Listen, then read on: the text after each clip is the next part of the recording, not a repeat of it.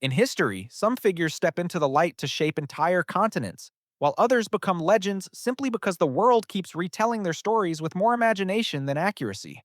History works a bit like a classroom game of telephone. Someone whispers a normal sentence at the start. Still, by the time it reaches the last person, it has mutated into a deluxe, rarer, upgraded version no one recognizes. The 30 stories here are moments when history added a few embellishments just to make things more exciting. Little details repeated for so long that they ended up sounding more believable than the truth itself. And our opening chapter begins with someone whose legacy is far too big to be misunderstood, yet was completely overshadowed by rumors. 1. Napoleon Bonaparte. Forever associated with the image of a short, intense emperor, people picture him trying to conquer Europe while standing on some invisible wooden stool. Entertaining? Yes. Accurate? Not even close. Napoleon stood about 5 feet 7, perfectly average for French men of his time. If he walked into an American grocery store today, he'd be the guy picking out cereal while absolutely no one comments on his height. So how did a normal height man turn into the world's mascot for short general? British newspapers.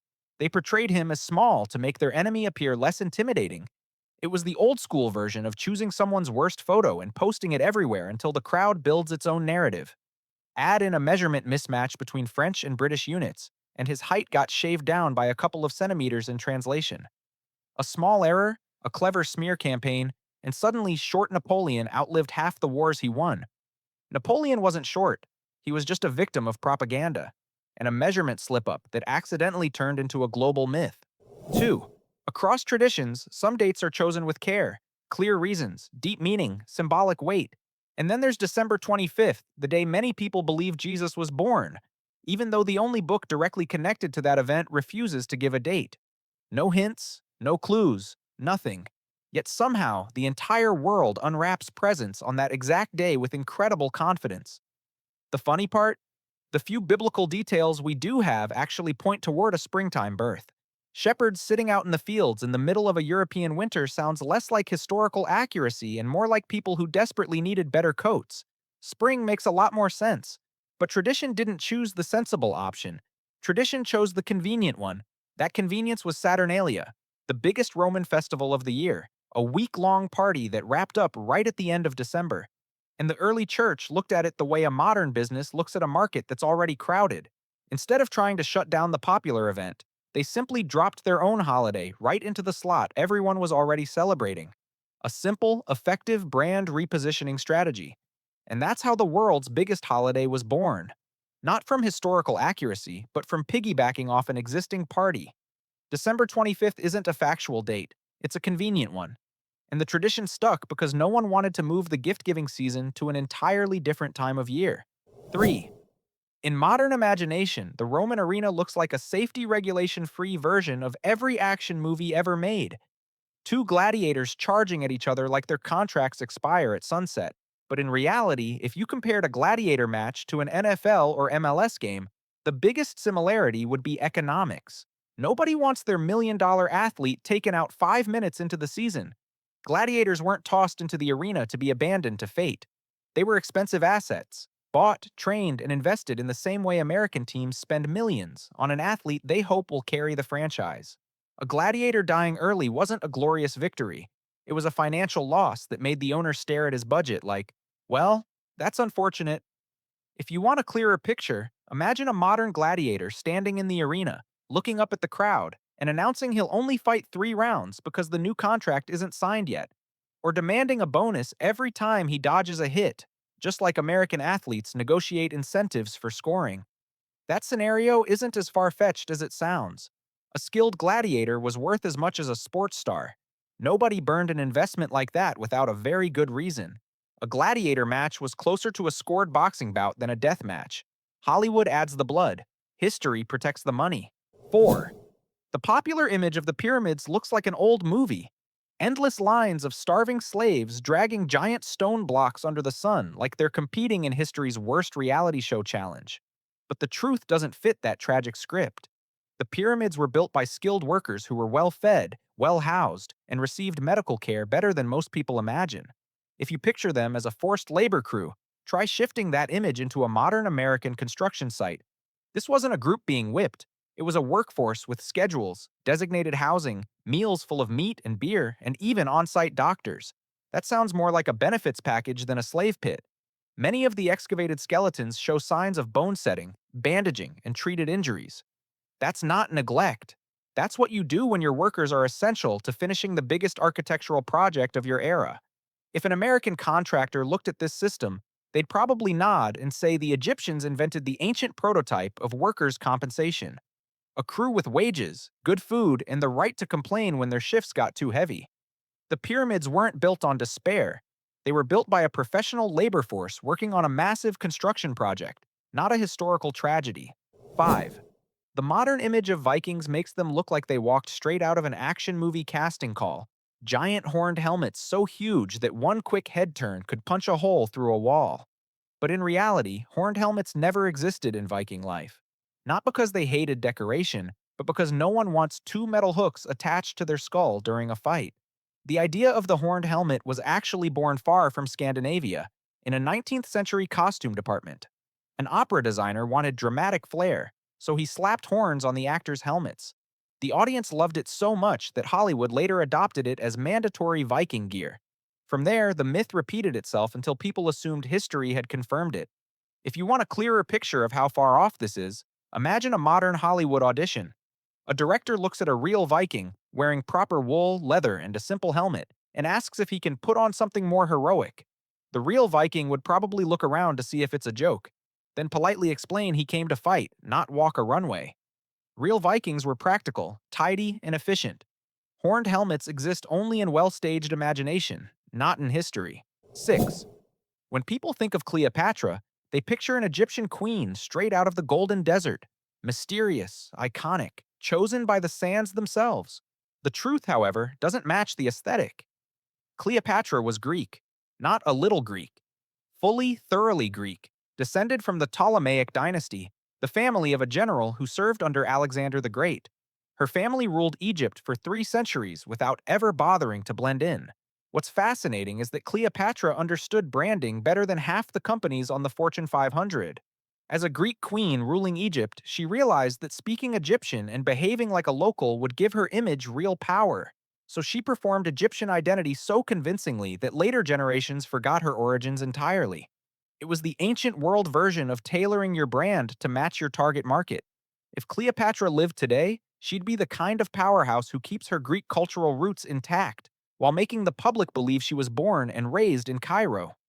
That's the level of image management modern marketers dream about. The simple truth: Cleopatra was born Greek, ruled Egypt, and played the role of native queen so flawlessly that the whole world believed it. A masterclass in long-form method acting, so effective that history had to rewrite itself. 7. In the list of stories repeated so many times, they start sounding like facts. Mrs. O'Leary's cow in Chicago holds a special spot. The image of a cow kicking over a lantern and burning down an entire city is vivid, simple enough for kids to understand, dramatic enough for adults to remember, and funny enough for storytellers to use whenever they need an example of the dumbest accident ever. There's just one problem: it's completely made up. The culprit wasn't the cow, it was a journalist chasing a good headline. He invented the detail because it made for a much cleaner story than the truth, which was that the city was built out of wood, the weather was bone dry, and a single stray spark could ignite everything. It was basically fake news before fake news became a trending term. And since there was no social media back then to argue back, the rumor spread faster than the actual fire. The O'Leary family, poor immigrants, made the perfect scapegoats, and the cow, who did absolutely nothing, became one of the most notorious villains in American barnyard history. The official investigation couldn't determine the cause of the fire, but the cow story kept circulating like it came straight out of a police report. A city burned because of many different factors, but people preferred blaming a cow. The story is shorter, catchier, and way easier to remember than the messy truth. 8. Medieval women are often portrayed as characters who existed solely to wait for rescue. One hand clutching a handkerchief, the other gripping a tower window, staring out and hoping a knight with free time might wander by. But that image belongs in fairy tales, not history. Medieval women weren't living in flowing gowns and permanent sadness. A lot of them were basically the girl bosses of the Middle Ages. Among the nobility, when men were off fighting or negotiating treaties, Women ran everything: estates, lands, sometimes even local defenses. They managed farms, collected taxes, signed documents, and made decisions like any feudal lord. Drop some of them into a modern boardroom, and they'd probably glance around, size up the situation, and run the meeting without waiting for permission. In towns, women owned taverns, weaving shops, bakeries, and a variety of paid trades. They weren't just laborers, they were business owners. Even the rigid guild system made exceptions for women who were skilled enough to prove themselves. One often forgotten detail: widows could own and operate property outright.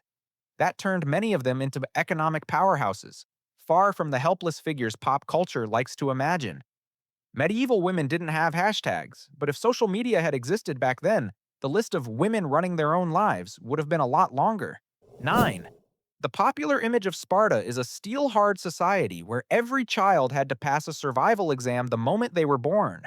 The most famous story says Spartans threw weak infants off a cliff. It's creepy, dramatic, and perfect for Hollywood, which is probably why it stuck around for so long. The problem? There's almost zero evidence.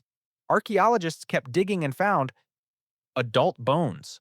No infants at all. If Spartan soldiers heard this rumor back in the day, they'd probably stand in the training yard, fold their arms, and ask who came up with that storyline in the first place. You can almost picture a group of famously disciplined warriors sighing as they explain that they had better things to do than run criminal trials for newborns. Spartans focused on training and discipline, not acting like comic book villains. The origins of the myth mostly came from writers who lived centuries after Sparta's prime. They rewrote history with just enough spice to make Sparta sound like a place where tenderness simply did not exist. It was sensational writing, not evidence-based reporting. Sparta was harsh and disciplined, but they weren't staging tragic infant ceremonies between marching drills. In reality, they were busy training, marching, and running a society far more organized than the exaggerated versions later generations loved to imagine. 10. One of the most persistent misunderstandings is the idea that humans once lived alongside dinosaurs, running around with spears like a glitched version of Jurassic Park. The image is so familiar that many people finish the movie convinced it could have happened. But science is far less amused than Hollywood. Humans and dinosaurs are separated by about 63 million years. A gap so massive, your spreadsheet would ask for an update if you tried to measure it in days. If dinosaurs really lived alongside humans, we'd have more evidence than internet memes. Nobody is hunting a Tyrannosaurus with a wooden stick unless they have superhero-level strength. And there's no universe where you're picking berries while casually checking whether a pack of velociraptors is planning an ambush behind you. Even archaeologists are exhausted by this myth. Picture them explaining to visitors, for the 100th time, that dinosaur fossils are deep underground because they died long before humans even entered the timeline. Some listeners still ask if there's a cave with footprints from both species. They want movie-style proof, not scientific data. The truth is simple. Dinosaurs disappeared long before our earliest ancestors existed. Jurassic Park is a great movie, but it's not a documentary. 11. When people think of the American Wild West, they picture two cowboys standing in the middle of an empty, dusty town, hands hovering over their Colts, wind kicking up dirt like the movie's about to hit its climax. The whole town holds its breath, waiting to see who draws first. It's a beautiful, dramatic scene, and completely unrelated to reality. Actual gunfights in the West were closer to bar chaos than cinematic duels. Many happened when one or both men had consumed enough whiskey to forget which end of the gun was the dangerous one. The aim wasn't straight like in the movies, and shooters missed so often that modern audiences would assume they were testing a safety feature, not fighting for their lives. And most confrontations weren't honorable showdowns. No two figures were staring intensely in the middle of the street like some artistic standoff. More realistically, it was two groups yelling in a saloon, bullets flying past windows, stray shots hitting water barrels, and the winner usually being the more sober guy, or at least the one with a friend watching his back. As for those legendary sheriffs portrayed as unstoppable heroes, in real life, they mostly dealt with fistfights, drunken brawls, and neighbors arguing about livestock. They weren't Clint Eastwood. They were small-town security trying to keep the peace. The Wild West had plenty of interesting things going on. Historical accuracy in cowboy movies just isn't one of them. 12. The image of a Viking warrior lying in a longship, pushed out to sea and sent off with flaming arrows, is one of the most epic scenes movies have ever invented. But like many cinematic moments, it looks great precisely because it isn't real. Viking ship burials basically never happened. The ships were far too expensive, too valuable, and too essential to burn like firewood. In reality, most Viking funerals took place on land, usually normal burials or standard cremations. No ship, no dramatic fire, no long-distance archery. Vikings were practical people. They weren't about to torch the community's most prized asset just to create a cool visual. If you want to understand why, imagine a realistic version of the famous scene. A ship is pushed into the water. An archer draws his bow with solemn honor, and the arrow plunks straight into the ocean like he's checking the water level. The second archer tries, misses. The third complains about the wind. Eventually, the whole ceremony pauses while everyone drags the soggy ship back because no one wants to see it wash ashore the next morning like a failed DIY project. The Vikings knew better, so they chose the simpler method. Cremation on land, efficient, reliable, and unlikely to turn into the worst archery practice in history. A burning ship is a beautiful image, but it lives in movies far more than it ever lived in reality. 13. The story of Newton sitting under a tree, getting bonked on the head by an apple, and instantly inventing the law of gravity is one of the neatest origin stories in history. So neat, it sounds more like a fairy tale than science. The truth is, Newton did see an apple fall, but it wasn't some magical smack that flipped on his genius mode. What's funny is that the story spread so quickly that even Newton's friends started teasing him about it. Anytime someone dropped something, they'd look at him and ask if he'd just discovered another law of physics. Newton, being the serious man he was, probably wished people remembered his math more than the fruit-based comedy routine. In reality, the apple was just a small moment, a spark that made him wonder about the force pulling things downward. The hard part came afterward.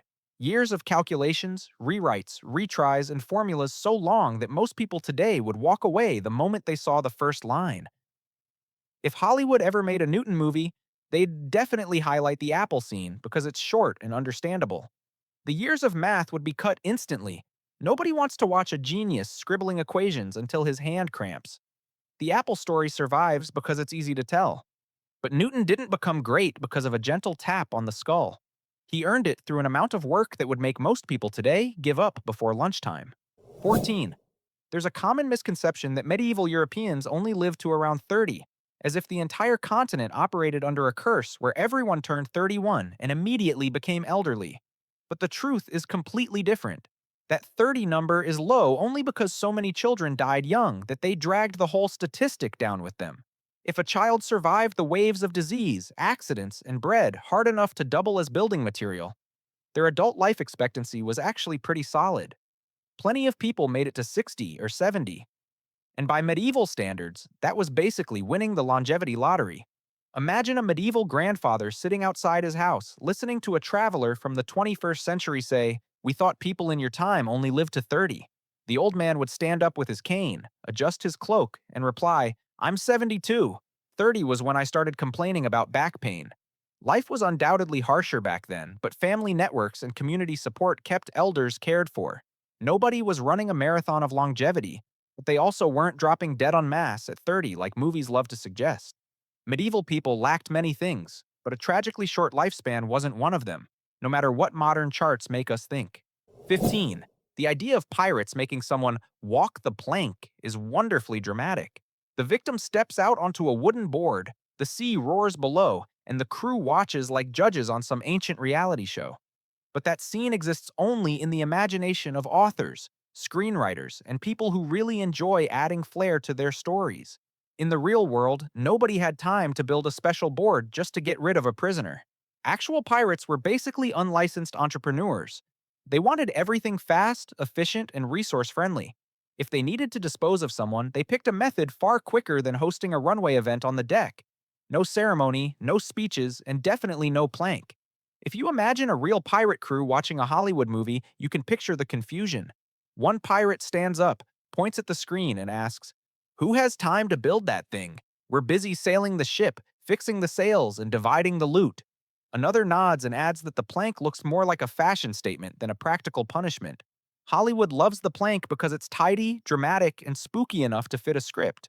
But the ocean wasn't a stage. It was a workplace built on speed and ruthless practicality.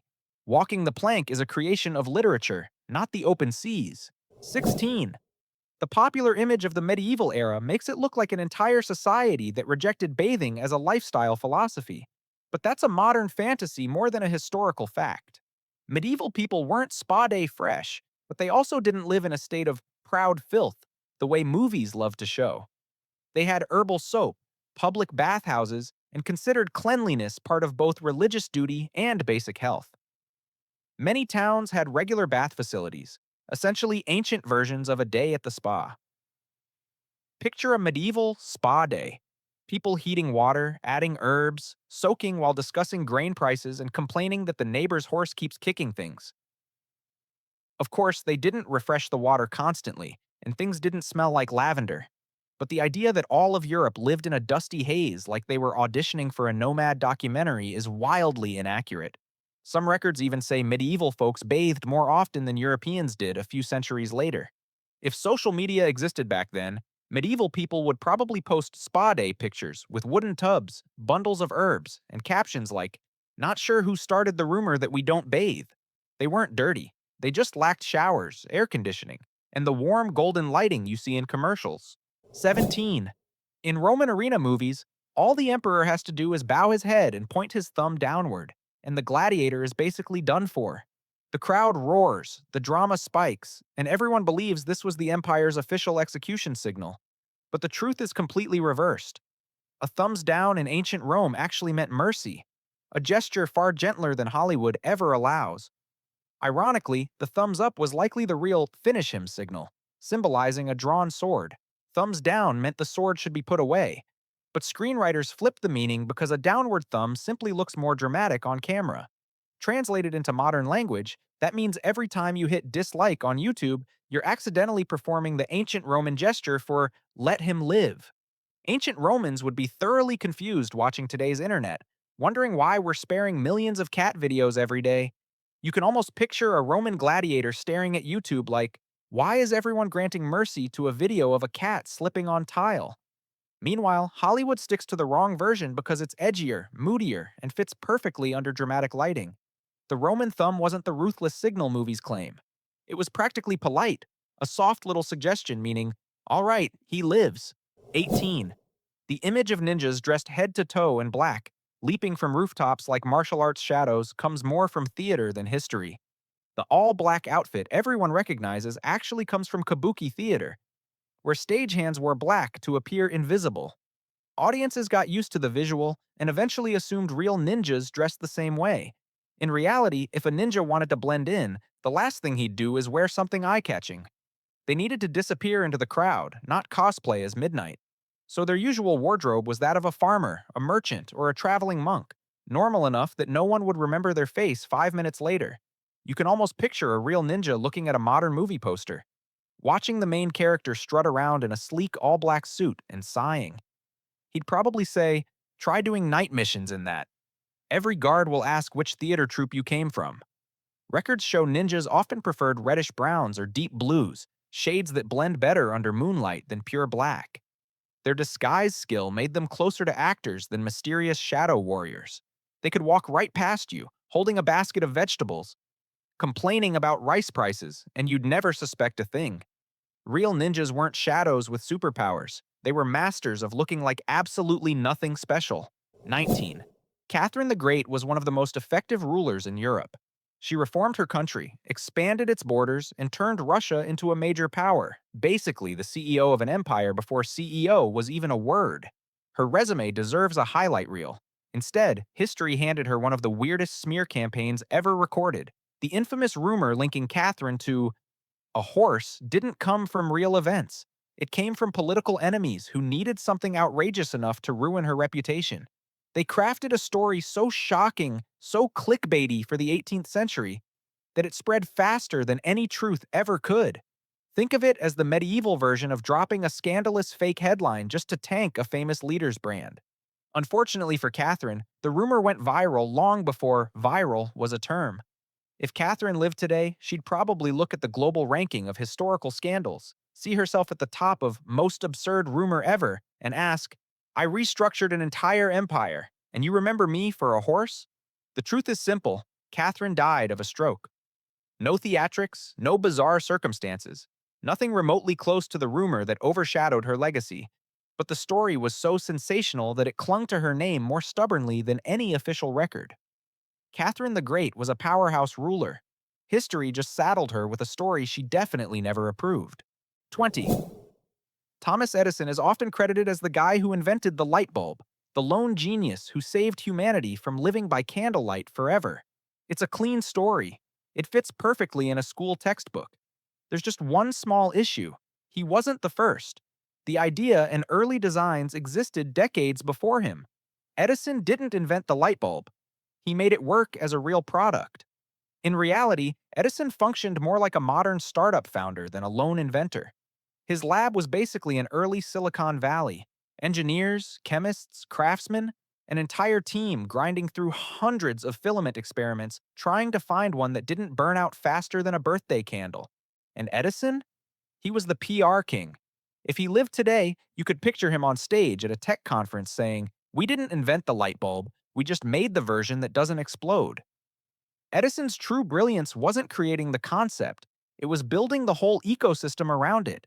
He didn't just make a bulb, he created a power grid so that bulbs could shine in every home, not just in a lab demo. That's product plus infrastructure, a combo any modern startup would kill to pull off. You don't have to love how Edison hogged the spotlight, but you do have to admit, he's the one who turned the light bulb from an idea into a world changing invention. 21.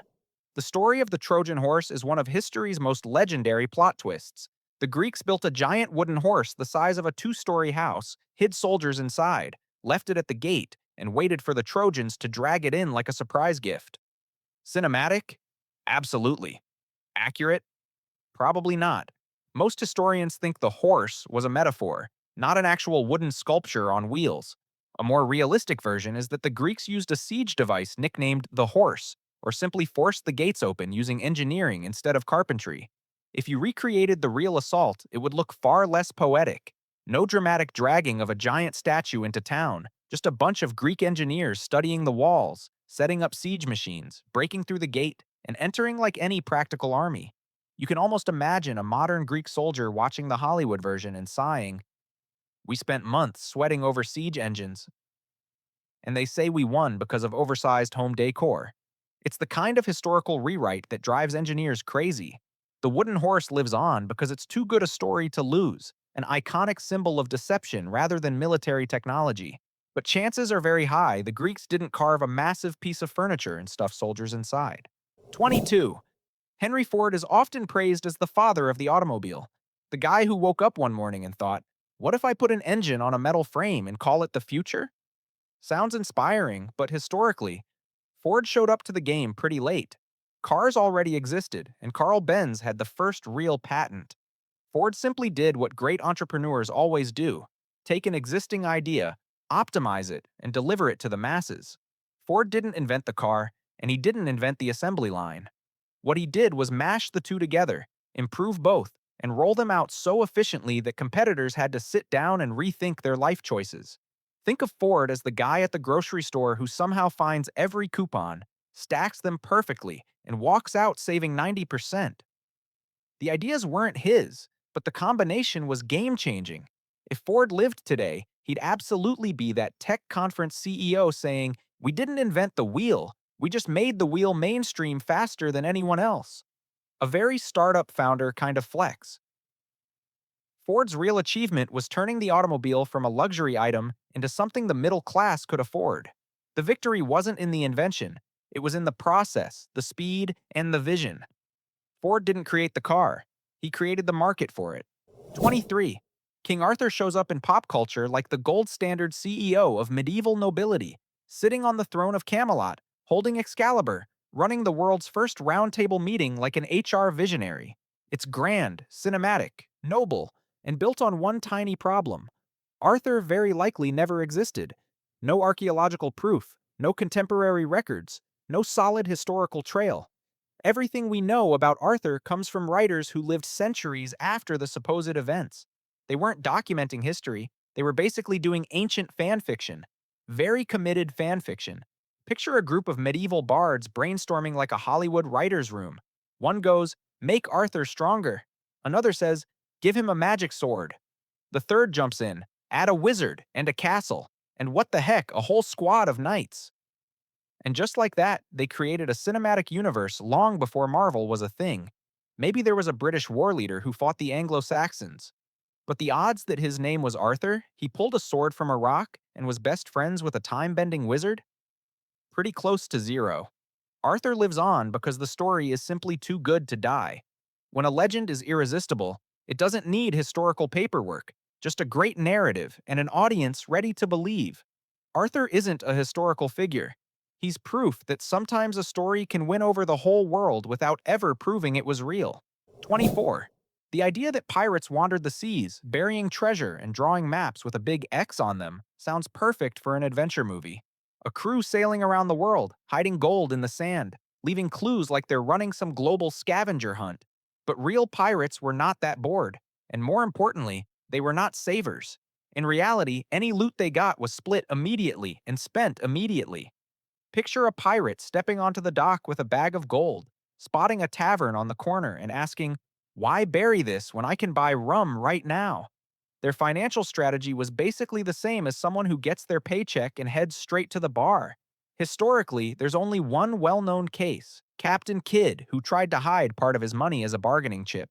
And even that didn't work. Most captains never bothered because they knew their career expectancy was about as long as a barrel of rum on a hot day. Burying treasure meant you believed you'd live long enough to come back for it, and pirates rarely had that luxury. If a real pirate crew watched modern movies about treasure maps and island vaults, they'd laugh. One guy would say, "If I had that much gold, I'd drink it away before I even bought a shovel." Not wasteful, just the reality of the profession. Pirate treasure was almost never under the sand. It was usually itemized on last night's tavern bill. 25. The popular image of Romans strolling around the city in spotless white togas makes it sound like that was their daily outfit. But a toga wasn't a t-shirt. It was the ancient world equivalent of a tuxedo. Expensive, heavy, awkward, and so inconvenient that no sane person wore it without a special occasion. A single toga could be over 7 meters of fabric, wrapped around the body like a geometry assignment. If you want to picture what it felt like, imagine a young Roman getting ready for a formal event, staring at a mountain of cloth and asking, "Why am I wrapping myself like a gift box?" Historical accounts say it was so difficult to wear that people often needed help putting it on. No one enjoyed walking around the city worrying that one wrong step would unravel their entire outfit like a cursed magic trick. For everyday life, Romans wore the tunic, simple, comfortable, and perfect for working, shopping, or sprinting to a meeting you're late for. A tunic was the Roman hoodie and sweatpants combo. A toga was the outfit you wore only when you wanted everyone to know you were attending something important. If a modern Roman got an invite requiring a toga, he'd probably stand in front of the mirror, run a hand through his hair, and swear in Latin, knowing he'd need 30 minutes just to wrap the thing correctly. And that's exactly why the toga was never everyday clothing. 26. Croissants are treated like France's national mascot, basically born to sit next to the Eiffel Tower in every travel commercial. But their actual origin story doesn't begin in Paris. It begins in Vienna. The croissant is really the descendant of the Kipferl, an Austrian crescent-shaped pastry created to celebrate a victory over the Ottoman Empire.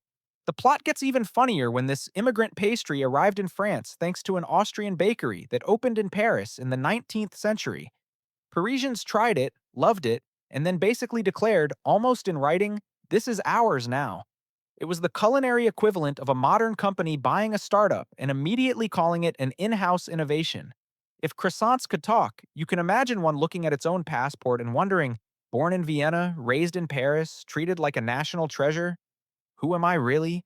And if pastries had feelings, the croissant would probably thank France for the excellent PR, but gently ask Austria to keep a footnote somewhere. To be fair, the French did upgrade it. They perfected the laminated dough technique, giving croissants that buttery flake and iconic aroma. They didn't invent the pastry, but they refined it so well that the world associates it with them forever. The croissant is the perfect example of how a food can change nationalities simply because people love it too much. An immigrant pastry became a culinary icon. 27. One of the most exaggerated images of medieval life is the idea that people casually opened a window and dumped a whole bucket of waste straight onto the street. Movies love this scene so much that plenty of people honestly think Europe lived in one giant pre-plumbing nightmare. But in reality, that window tossing tradition was way rarer than popular culture wants you to believe. Most medieval towns had cesspits, drainage channels, or designated dumping areas. People fully understood that throwing a bucket of anything out the window was the fastest way to start a feud with the neighbors. And in that era, neighbors had swords. Nobody wanted to find out who would snap first. Picture a medieval guy time traveling to the present and overhearing, "Didn't your people just dump trash out the window all the time?" He'd turn red and mumble, "No, just a few idiots." The same way a few people today still pour frying oil into their houseplants. The embarrassment would be immediate. No society wants to be remembered for the worst habits of a tiny minority. Most written accounts of bucket bombing from windows came from authors who wanted to highlight how messy certain neighborhoods were. It was never a continent-wide lifestyle, and definitely not a daily ritual. Medieval people had plenty of flaws, but turning every street into a gravity-powered trash experiment wasn't one of them. 28. A lot of Americans grow up hearing that the White House was painted white to cover up scorch marks after the British burned it in 1812. It's a very rise from the ashes, Hollywood-ready, patriotic kind of story. Honestly, it sounds like something a modern PR team would pitch. We turned disaster into a national aesthetic. The problem? It's not true. The White House was white from day one because of boring, practical construction reasons, not heroic symbolism. Builders coated the sandstone with white lime-based paint to protect it from the weather. No dramatic burn markings, no post-war makeover, just early American home maintenance. If you imagine a group of modern-day marketing execs looking back at the real story, they'd absolutely say, "Yeah, the burned and reborn version sounds way cooler. Let's keep that one." And that's exactly what happened. The myth lasted longer than any construction report ever written. The idea of the White House standing strong after being whitewashed back to glory is just too cinematic for people to let go. Storytellers love it, textbooks repeat it, and audiences ate it up. Meanwhile, the truth is almost disappointingly normal. The White House isn't white because it burned. It's white because sandstone needs good weatherproof paint. 29. The idea that the Titanic was loudly advertised as unsinkable before it went down has become the backbone of its entire legend. It's neat, dramatic, and fits perfectly with the classic American moral lesson. Don't get too confident. There's just one small issue. The shipbuilders never said it. No brochures, no posters, no PR guy shouting, "Ladies and gentlemen, behold the invincible ship." Unsinkable was invented by the press after the disaster. Picture a journalist in 1912 staring at the headline, "Titanic sinks," and thinking it needs more punch. So he adds, "The unsinkable ship sinks." Instantly, the story becomes ironic, tragic, poetic, and infinitely more sellable. It was the early 1900s version of optimizing for engagement. If you dropped a group of modern American reporters back into 1912, they'd absolutely understand the move. One would say, nobody clicks on big ship accident, but ship that can't sink actually sinks? That's going straight to trending. The irony? The phrase caught on so strongly that people started repeating it as if the company itself had bragged about engineering perfection. The Titanic wasn't sunk by technical arrogance. It was sunk by an iceberg and buried in myth by a great headline. 30. Atlantis is always described as a super civilization, rich, advanced, futuristic, and then suddenly swallowed by the ocean like a dramatic season finale. Explorers hunt for it, TV shows draw maps, and at least a handful of people every year claim they've finally found its ruins. But the truth is simple: Atlantis never existed. No sunken city, no lost technology, no ancient mystery waiting for a heroic archaeologist on cable TV. The entire legend comes from one man, Plato. He used Atlantis as a teaching tool, a philosophical example about society, morality, and how civilizations collapse when greed takes over. In other words, Atlantis was basically an ancient classroom case study, not breaking news on a historical timeline. Picture Plato writing it, thinking, hopefully my students understand this is just an example. Then 2,000 years later, humanity stares at the same paragraph and decides, this is definitely real. Start digging. If Plato could watch modern Atlantis hunting documentaries, he'd probably cover his face with his toga and shout, "It was a metaphor! I didn't tell anyone to excavate the ocean." Atlantis existed as a moral lesson, not as the world's most overhyped missing city. You just survived 30 historical plot twists, stories everyone thought were true but turned out to be misunderstandings, exaggerations, or one philosopher accidentally writing something way too convincing.